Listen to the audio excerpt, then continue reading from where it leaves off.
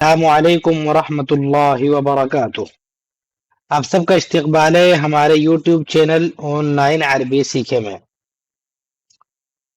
آج کی ویڈیو مفعول مطلق نوعیت کا استعمال۔ اس سے پچھلی ویڈیو میں ہم نے مفعول مطلق کو پڑھا تھا تاکید کے لیے۔ آج پڑھیں گے ہم مفعول مطلق نوعیت کے لیے۔ ایک اور طرح سے استعمال ہوتا ہے مفعول مطلق کا۔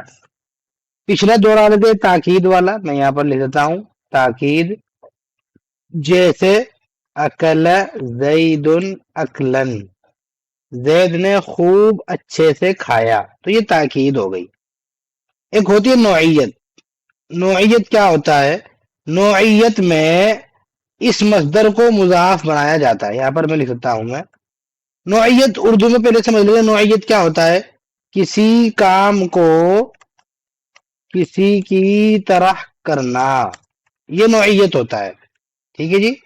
جیسے میں بیٹھا استاد کے بیٹھنے کی طرح، یعنی جیسے استاد بیٹھتے ہیں میں بھی اسی طرح بیٹھا، یہ نوعیت ہوگی، کیونکہ میرا جو بیٹھنے کا انداز تھا وہ استاد کی طرح تھا۔ تو اب اس کی عربی اس طرح بن جائے گی، میں بیٹھا جلستو، میں بیٹھ گیا۔ اب دیکھیے استاد کے بیٹھنے کی طرح، اب اس میں جلس ہی کا مصدر جلوسن، اب دیکھو جلستو جلوسن کہہ دو گے تو یہ تو تاکید ہو گئی، میں خوب اچھے سے جو ہے خوب اچھے سے بیٹھا۔ تو یہ والے معنی پیدا کرنے کے لیے اس کو جو ہے مضاف بنایا جاتا ہے۔ جلوسن کو، یہ جو مصدر ہے اس کو مضاف بناتے ہیں، تو مضاف سے تنوین نہیں آتی ہے تو جلوسا ہو گیا۔ تو مضاف ہے تو مضاف الیہ بھی چاہیے گا، تو استاد ہے نا، استاد کے بیٹھنے، تو یہاں پر مضاف الیہ آ جائے گا، جلوسن استاذی۔ ٹھیک ہے جی۔ تو یہ ترجمہ استاد کے بیٹھنے، اب کی طرح کا ترجمہ خود بخود نکل جائے گا۔ مصدر کا ترجمہ بیٹھنا ایسے ہوتا ہے، تو استاد کا بیٹھنا اتنا تو ترجمہ ہو ہی رہا ہے، بالکل ورڈ بائی ورڈ ترجمہ۔ اور کی طرح کا ترجمہ خود بخود نکل کے آئے گا مفعول مطلق کی وجہ سے۔ اب ترکیب کیا ہوگی؟ ترکیب ہمیں سیکھنی ہے۔ جلستو، اس میں یہ فعل اور فاعل ہے، اس میں جو تو ضمیر ہے، ضمیر مرفوع متصل، یہ فاعل بن رہی ہے اس میں، اور جلوسا یہ مضاف ہے، الاستاذی مضاف الیہ ہے، مضاف الیہ مل کر یہ بنا ہے ہمارا مفعول مطلق، کیونکہ زبر ہے۔ یا پھر ایسے بھی ترکیب کر لے تو جلوسا مفعول مطلق اور الاستاذی مضاف الیہ، ایسے بھی ترکیب ہو جاتی ہے۔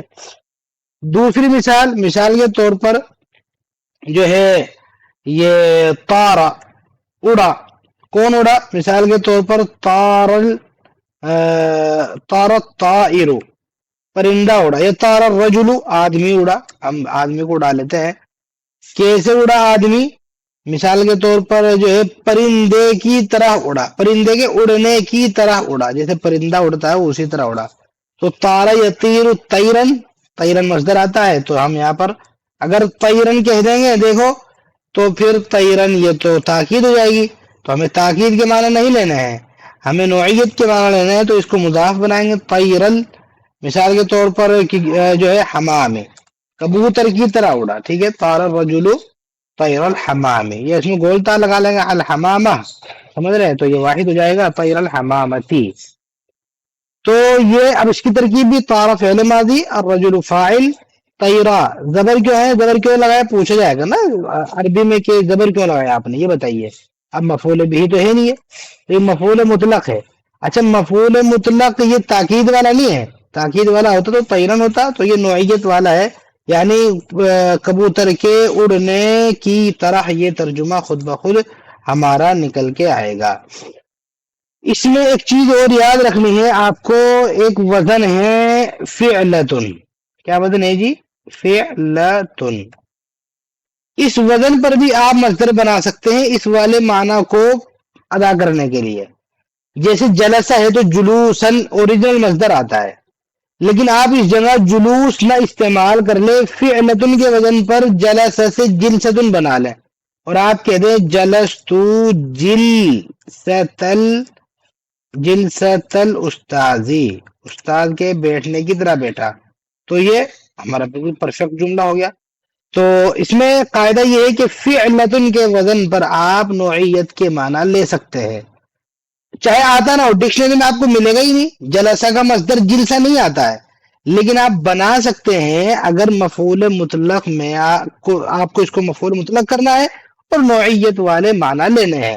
طار الرجل طیرن ہے تو اس کو بھی آپ طار الرجل آدمی اڑا، تو دیکھو فعلتن تیرتن، تو تیرتل یہ ہو جائے گا ہمارا تیرتل حمامتی، کبوتر کے اڑنے کی طرح اڑا۔ تو یہ ایک وزن ہے فعلتن، یہ بھی آپ یاد کر لیں۔ تو اور اس کو نوعیت کے معنی اگر استعمال کر سکتے ہیں، یہ بھی کر سکتے ہیں، اوریجنل مصدر بھی استعمال کر سکتے ہیں اور فعلتن کے وزن پر بھی ڈال سکتے ہیں۔ زیادہ تر جو آتا ہے وہ اوریجنل مصدر ہی استعمال ہوتا ہے، جیسے مثال کے طور پر قرآن میں ہے، قرآن میں بہت مثالیں ہیں۔ قرآن میں ہے وَتَرَى الْجِبَالَ، اور آپ یہ ہے نا وَتَرَى الْجِبَالَ، اور تم دیکھو گے پہاڑوں کو، ٹھیک ہے جی، فعل فاعل مفعول۔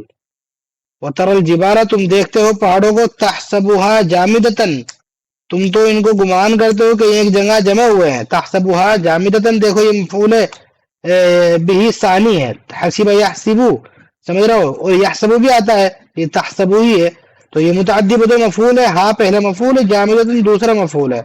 تحسبها جامدتن وہی، حالانکہ وہ، یعنی پہاڑ، تمر وہی تمر، مرہ یمر مانے گزرنا چلنا، مررتو کہتے ہیں نا مررتو بالاستاذ، استاد کے پاس سے گزرا، وہی تمر، حالانکہ وہ پہاڑ چل رہے ہیں، گزر رہے ہیں، کیسے؟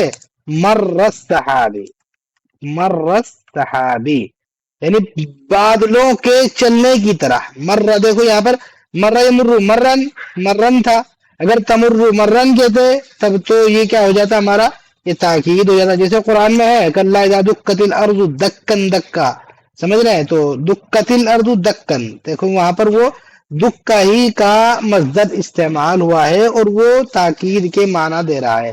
سمجھ رہے، وَتَأْكُلُونَ التُّرَاثَ أَكْلًا، تَأْكُلُونَ أَكْلًا، دیکھو وہاں پر بھی قرآن میں تاکید کی مثال ہے۔ اور یہ والی جو مثال ہے تمرو مر الصحابی، یہ جو ہے ہماری مفعول مطلق میں نوعیت کی مثال ہے۔